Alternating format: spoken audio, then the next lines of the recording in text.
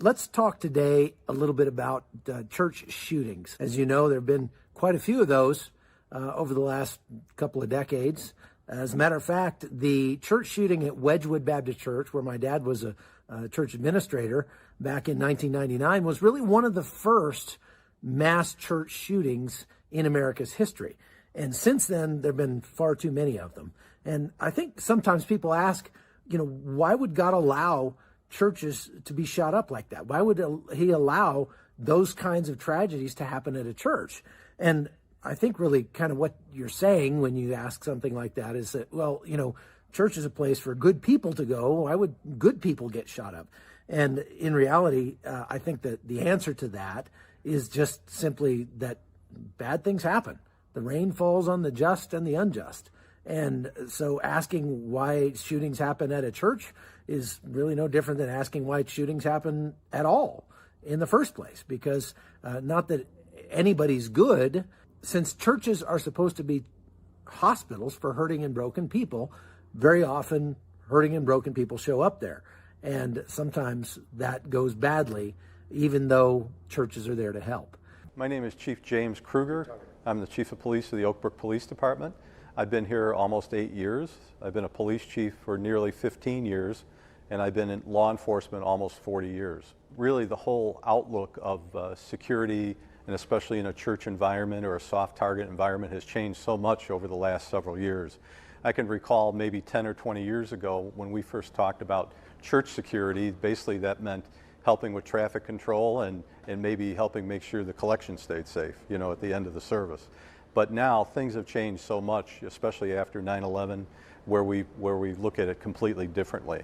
When you think about the shooting that happened in Colorado Springs about 15 years ago or so, and then you have Charlottesville, and then you have the one in Texas, is that we really look at these things much differently.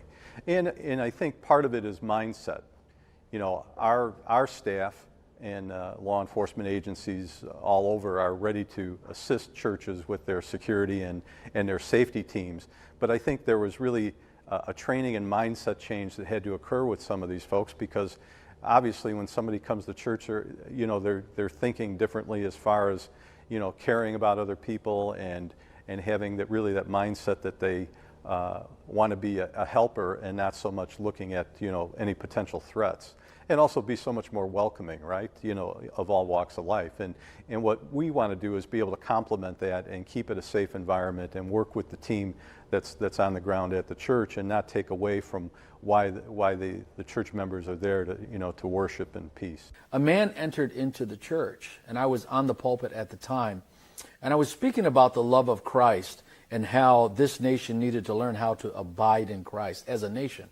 And we were talking about things like that and dialoguing. And I saw this man come into the back of the church, and he looked extremely frustrated.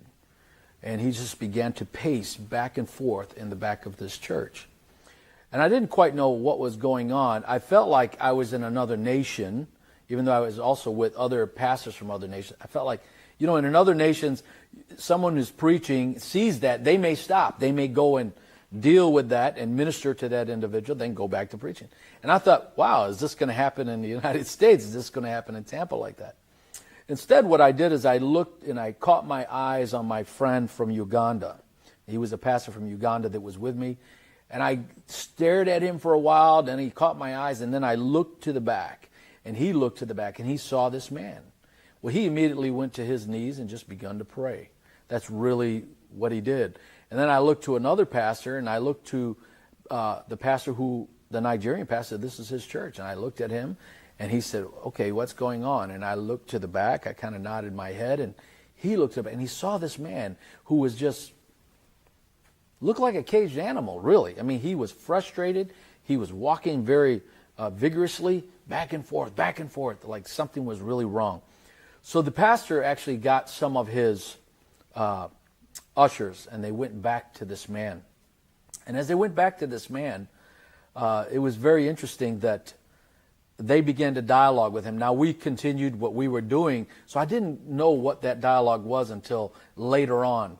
And as it came out to be, this man was actually a jihadi. And he was activated through the mosque, a mosque there in Tampa. And that's what we found out later on. And so he had come to the church really to kill whoever was speaking and as many people as he could. And he had a weapon on him. But every time he would go and try to take that weapon out, he couldn't do it. Now, this is a man who we later found out trained as one to do such a thing since he was 10 years old. So the guys go back there and they speak to him, and they actually lead him to the Lord. So this man winds up being shared the gospel. He never pulled his gun out.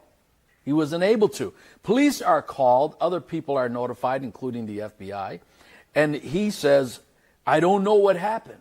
I don't know why I couldn't do it. It's like every time he went to do it, he couldn't do it. He was stopped. That night, that man not only gave his heart to the Lord, but there was another very zealous pastor that was there. And he said, why don't we baptize him tonight? I mean, if this is going the way it is, let's go ahead and baptize him. The police really couldn't arrest him because he didn't do really much. He didn't do anything wrong except pace around the floor in the church. But he told the story, what he came to do. And this man wound up being born again, winds up, hearing the gospel. And not only that, he gets baptized that night. And of course, because of that, those who sent him now wanted to kill him. So he winds up in a witness protection program. Maybe 4 days later, I see the story in the news, and someone tells me this and says, what you're seeing in the news is that someone shared information with authorities that there was going to be a suicide bomber in Fort Lauderdale Beach. That made national news. Why were we spared? Why were we spared in this? And really, is that the crest of the story? And I begun to realize that is not even the pinnacle of this story. The pinnacle of the story is that we knew where we were going had he chose to shoot us. We were all those who are in Christ, and we would have obviously, to be absent from the bodies, to be in the presence of God, that's where we would have been. But this man was a jihadi. This man trained since he was 10 years old. And in that moment of time, when he walked into the presence of God, because the prayer of the people were there, and they were abiding in Christ, Christ arrests this man's heart. And he was unable to do what he came to do. So in this case, the man was confronted by the Spirit of God, really, when he entered that church and ended up giving his life over to Jesus. And that you couldn't hope for a better outcome than that. But it doesn't always go that way. The church shooting that took place in Sutherland Springs, Texas, killed 26 people. And I just wanted to show this little clip from Stephen Williford, the man who stopped that shooter. My daughter came into the bedroom and she said, Dad, there's a man in black tactical gear shooting up the Baptist church.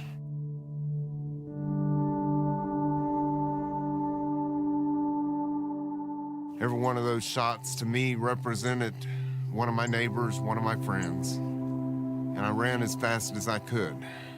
Immediately, he came out of the church shooting at me. He hit the truck in front of me, he hit the car behind me, hit the house behind me. And I hit him. He had an AR-15, but so did I. And it's not the gun, it's the heart. It's a matter of the heart. I'm not the bravest man in the world or anything, but I was here. I was here, and I could do something. And I had to do something. So circling back around to Wedgwood Baptist Church, the shooting that happened there in 1999, where my dad was present, the guy actually shot at my dad a couple times and fortunately missed. But there's a really great little documentary made about the 20th anniversary by the Fort Worth Star-Telegram. And I just wanted to play an excerpt of that for you because there's some very powerful points made, especially by the pastor, Al Meredith. Listen to this. You had Columbine 5 months earlier, and you had a number of schools where shootings took place. But I think ours was the first church as far as mass shooting. On that night, we saw the darkness come in, guns blazing to kill, harm, and destroy as many people as he could. The lives that were changed and affected, God had a plan for their lives, and their lives were touched in such a way that their lives still go on. even those who died at this scene, their lives still gone. They live in me. I walk out every day of my life and I see the memorial out here with all the 7 faces. I live with them every day. The people I know about the church as a whole, it strengthened our faith because the Prince of Darkness threw his biggest haymaker at us that you can't even imagine. And it just drew us closer to God and closer to one another. Where else do you turn when life falls apart? You got no other answers. There's nowhere else to go. So, I think the bottom line is we don't know if God's going to allow a tragedy like that to take place in our church or not, but we are called we have a duty of care to the people in our church to do everything we can to try to make them safe with God's help. And we have to understand that grace to be prepared comes from God. But also, if a tragedy does occur, we have to be able to trust God that He can bring order out of chaos. He can bring good out of bad. He can bring powerful testimonies that will glorify Him, even out of the worst tragedy. And in reality, I think when we get to heaven and we see things from His point of view, we're going to realize that there really was no such thing as a tragedy here on earth, because that He was able to turn it for our good, and even for the good of the people who died. So I know that's hard question to kind of wrestle with, but I think it's worth wrestling with it. And I pray that you can find an answer that is acceptable to you, and that you also will trust God with your life and with your future, because I don't know how people make it if they don't.